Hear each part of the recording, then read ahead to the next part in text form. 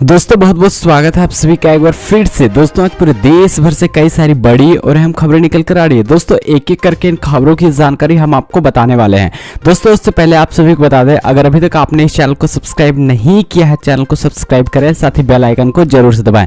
तो चलिए दोस्तों पहले अपडेट की बात करते हैं। बंगाल हिंसा, पीएम ने खून खराबे पर जताई चिंता। नड्डा बोले स्वतंत्र भारत में ऐसा कभी नहीं देखा। जी दोस्तों, पश्चिम बंगाल में विधानसभा चुनाव के बाद राजनीतिक हिंसाओं का दौर थमने का नाम नहीं ले रहा है। पश्चिम बंगाल में विधानसभा चुनाव के परिणाम आने के साथ ही हिंसा भड़क गई। बंगाल में खून खराबा जारी है। दोस्तों आपको बता दें, इसमें कथित तौर पर झड़प और दुकानों को लूटे जाने के दौरान कई भाजपा कार्यकर्ताओं की मौत हो गई तो कई घायल हो गए। दोस्तों आपको बता दें, प्रधानमंत्री नरेंद्र मोदी ने राज्यपाल जगदीप धनखड़ को फोन करके कानून और व्यवस्था की स्थिति पर चिंता और दुख व्यक्त किया है। पश्चिम बंगाल के राज्यपाल जगदीप धनखड़ ने मंगलवार को दोपहर ट्वीट कर इसकी जानकारी दी। दोस्तों आपको बता दें, उन्होंने लिखा कि प्रधानमंत्री नरेंद्र मोदी ने आज फोन पर बात कर बंगाल में हिंसा को लेकर चिंता व्यक्त की है।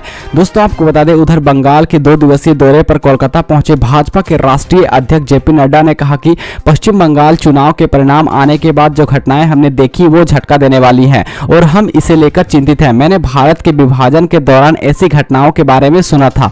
हमने स्वतंत्र भारत में एक चुनाव के परिणाम के बाद ऐसी असहिष्णुता पहले कभी नहीं देखी। दोस्तों आपको बता दें, नड्डा ने कहा कि हम इस विचारधारा की लड़ाई असहिष्णुता से भरी तृणमूल कांग्रेस की गतिविधियों से लड़ने के लिए प्रतिबद्ध हैं। तो चलिए दोस्तों अगले अपडेट की बात करते हैं। ऑक्सीजन का संकट, हाईकोर्ट ने केंद्र को लगाई फटकार, कहा आप आंखें मूंद सकते हैं लेकिन हम नहीं। जी दोस्तों, दिल्ली हाईकोर्ट में ऑक्सीजन की आपूर्ति को लेकर आज भी सुनवाई जारी है। कोर्ट ने एक बार फिर ऑक्सीजन की किल्लत को लेकर केंद्र सरकार को फटकार लगाई है। सुनवाई के दौरान कोर्ट ने केंद्र से कहा कि आप आंखें मूंद सकते हैं लेकिन हम नहीं।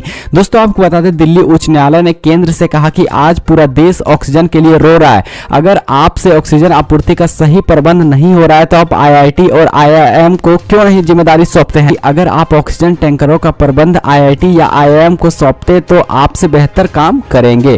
तो चलिए दोस्तों अगले अपडेट की बात करते हैं। केजरीवाल का ऐलान, 2 महीने का मुफ्त राशन व ऑटो टैक्सी चालकों को मिलेगी 5,000 रुपए की मदद। जी दोस्तों, देश की राजधानी दिल्ली में कोरोना वायरस के संकट के बीच मुख्यमंत्री अरविंद केजरीवाल ने प्रेस कॉन्फ्रेंस कर बड़ा ऐलान किया है।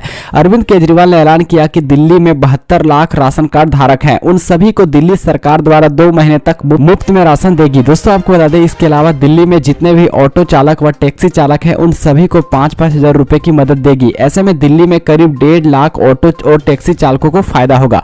दोस्तों आपको बता दें, दिल्ली के मुख्यमंत्री ने कहा कि दिल्ली सरकार सभी ऑटो और टैक्सी चालकों को 5,000 रुपए मदद देकर की मदद करेगी ताकि इस आर्थिक तंगी के दौर में उनकी थोड़ी मदद मिल सके। तो चलिए दोस्तों अगले अपडेट की बात करते हैं। जानवरों में फैला कोरोना, हैदराबाद के चिड़ियाघर में 8 शेर हुए संक्रमित, सभी को किया गया आइसोलेट।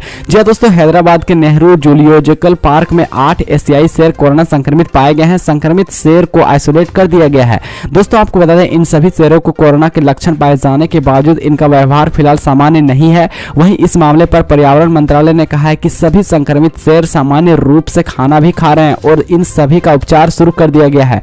मंत्रालय ने कहा कि इनके संपर्क में आने वाले कर्मचारियों की जांच की जा रही है। हालांकि जानवर से लोगों में कोरोना फैलने का अब तक एक भी मामला सामने नहीं आया है।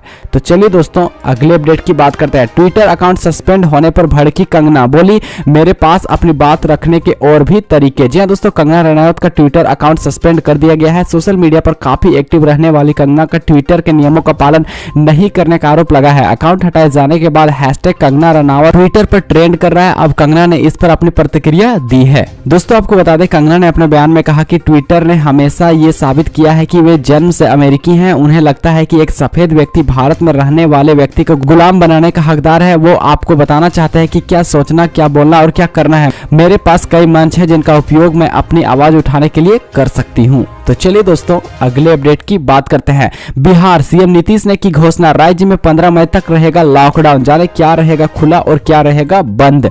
जी दोस्तों, देश के विभिन्न राज्यों में लगातार बढ़ रहे कोरोना के कहर को देखते हुए वहां की सरकारें लॉकडाउन व नाइट कर्फ्यू लागू कर रही है ताकि स्थिति को नियंत्रित किया जा सके। इसी बीच बिहार सरकार ने भी राज्य में संपूर्ण लॉकडाउन की घोषणा की है। दोस्तों आपको बता दें, प्रदेश में लॉकडाउन बुधवार 5 मई से प्रभावी होगा जो कि 15 मई तक लागू रहेगा।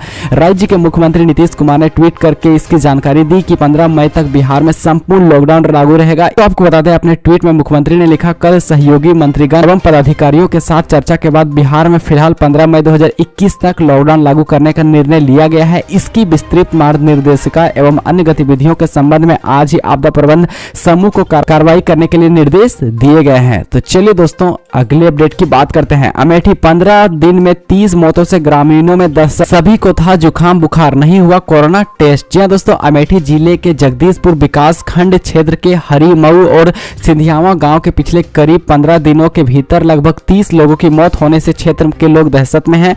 इसमें से करीब सभी लोग सर्दी जुकाम व बुखार से पीड़ित थे। परिजनों के अनुसार इनकी कोविड जांच नहीं कराई गई थी। हरिमऊ गांव की दूरी 5 किलोमीटर और सिंधियावा के बीच 3 किलोमीटर की दूरी है। दोनों गांवों की आबादी भी करीब 5-5 हजार की है। दोस्तों आपको बता दें, पिछले 15 दिनों में दोनों गांवों में करीब 30 लोगों की मौत हो चुकी है। मरने वाले सभी लोगों में सर्दी, खांसी, जुकाम व बुखार के साथ ही सांस लेने जैसी दिक्कतें थी। तो चलिए दोस्तों अगले अपडेट की बात करते हैं। कोरोना पर राहुल का केंद्र को सुझाव। कांग्रेस नेता बोले, दूसरी लहर रोकने के लिए टोटल लॉकडाउन ही विकल्प, सरकार का एक्शन न लेना मासूमों को मार रहा। जी हां दोस्तों, लॉकडाउन का लगातार विरोध करने वाले कांग्रेस नेता राहुल गांधी ने अब देश में कंप्लीट लॉकडाउन लगाने की मांग की है। दोस्तों आपको बता दें, हैरत की बात यह है कि 20 दिन पहले भी राहुल ने लॉकडाउन को तुगलकी कदम बताया था। अब उनके सुर बदल गए हैं और उन्होंने लॉकडाउन लगाने की तरफदारी की है। राहुल ने बुधवार को सोशल मीडिया पर लिखा, मैं साफ कर देना चाहता हूं कि लॉकडाउन ही अब विकल्प बचता है। इसके अलावा केंद्र सरकार के पास कोई रणनीति नहीं है। उनकी नीतियों की वजह से ही वायरस को ऐसी स्टेज तक पहुंच गया है जहां तक उसे रोकने का कोई दूसरा रास्ता नहीं है। उन्होंने कहा कि सरकार को कुछ न करने की वजह से मासूमों की जान जा रही है। तो चलिए दोस्तों अगले अपडेट की बात करते हैं। आंध्र प्रदेश में मिला कोरोना का नया स्ट्रेन, मौजूदा वायरस से 15 गुना ज्यादा खतरनाक, 3 से 4 दिन में ही ऑक्सीजन लेवल पर बुरा असर डालता है। जी दोस्तों, हम सभी के लिए चिंता की खबर है। आंध्र प्रदेश में कोरोना का नया स्ट्रेन मिला है। इसे एपी स्ट्रेन और N440K का नाम दिया गया है। सेंटर फॉर सेलुलर एवं मॉलिक्यूलर बायोलॉजी यानी CCMB के वैज्ञानिकों ने बताया है कि ये भारत में मौजूदा स्ट्रेन के मुकाबले 15 गुना ज्यादा खतरनाक है। दोस्तों आपको बता दें, इससे संक्रमित होने वाले मरीज 3-4 दिनों में हाइपोक्सिया या फिर डीप पनिया के शिकार हो जाते हैं। इसका मतलब है कि सांस मरीज के फेफड़े तक पहुंचना बंद हो जाती है। सही समय पर इलाज और ऑक्सीजन सपोर्ट नहीं मिला तो मरीज की मौत हो जाती है। भारत में इन दिनों इसी के चलते ज्यादातर मरीजों की मौत हो रही है। तो चलिए दोस्तों अगले अपडेट की बात करते हैं। क्या अब पूरा हो सकेगा IPL? सितंबर-अक्टूबर में मिल सकती है 20 दिनों की विंडो। पंजाब दिल्ली जारी रखना चाहते थे लीग, विदेशी प्लेयर्स के दबाव में सस्पेंड करनी पड़ी। जी दोस्तों, इंडियन प्रीमियर लीग का 14वां सीजन आखिरकार कोरोना महामारी के बढ़ते प्रकोप के कारण स्थगित कर दिया गया है। सोमवार और मंगलवार को 4 खिलाड़ियों और 1 कोच और 2 सपोर्ट स्टाफ्स के पॉजिटिव होने के कारण लीग को 29वें मैच के बाद रोकने का फैसला लिया गया है। BCCI उपाध्यक्ष राजीव शुक्ला ने बताया कि बोर्ड अब सितंबर में रिव्यू करेगा कि IPL 2021 के बचे हुए 31 मैच कब कराए जा सकते हैं। तो दोस्तों आज का ये मुख्य समाचार यही खत्म होता है। अगर वीडियो पसंद आया हो तो वीडियो को लाइक करें, चैनल को सब्सक्राइब करें। मिलते हैं अगले वीडियो में, अपना ख्याल जरूर रखें। वीडियो देखने के लिए आपको बहुत बहुत धन्यवाद दोस्तों। आपका दिन शुभ हो।